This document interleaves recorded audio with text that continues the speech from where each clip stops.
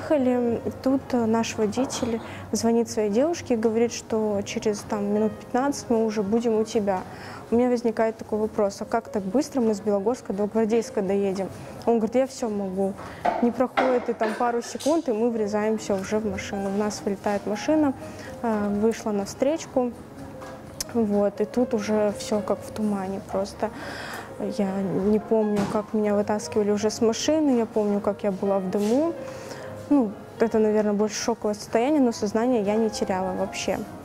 Меня переложили на траву, прямо рядом с дымящей машиной. Был страх, что я уже умираю. Но после произошло какое-то чудо. Я считаю, что это от Всевышнего. Мне он подарил жизнь. Ехала скорая помощь, которая вообще не по нашему вызову, а чисто случайно уже кому-то оказала помощь, ехала обратно. Они забрали меня.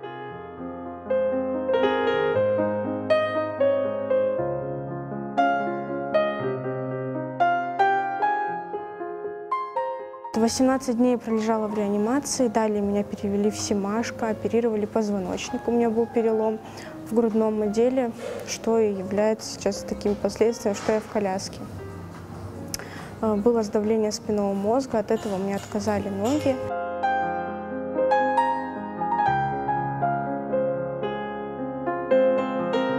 Папа меня заставлял, прям настойчиво ругался со мной. Я вообще боролась, что не буду этого делать.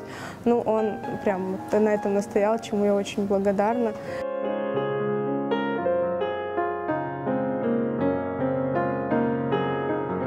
Я уже действительно отпускала как-то руки и занималась, от того, что надо. Надо и все. Не было прям рвения какого-то идти на эту тренировку.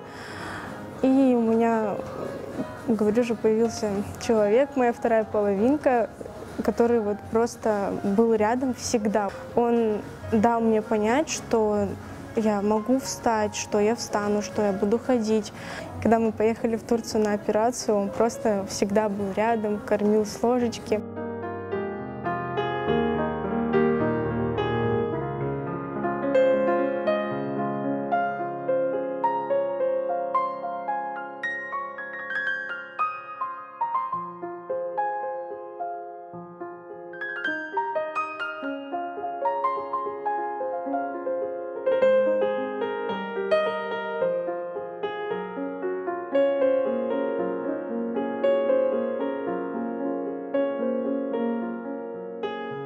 В мыслях такого не было, когда видела блогеров, как-то даже не задумывалась, что я им могу стать.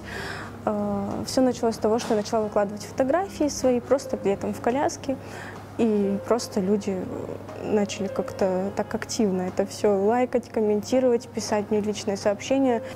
Я хочу донести людям, что вообще ни в коем случае нельзя сдаваться, в каком бы они ни были положении, что нужно всегда идти вперед, не останавливаться, что даже такое положение нужно все равно благодарить Всевышнего за то, что имеем, за то, что мы должны ценить то, что мы имеем.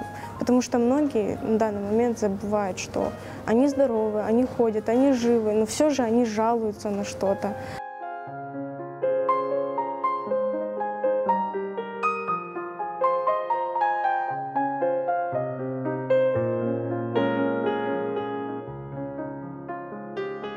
Счастье, здоровье моей семьи, родных. Я, конечно, раньше не задумывалась, даже когда раньше желали здоровья или еще что-то, а сейчас это действительно самое такое, не знаю, нужно ценить то, что мы здоровы.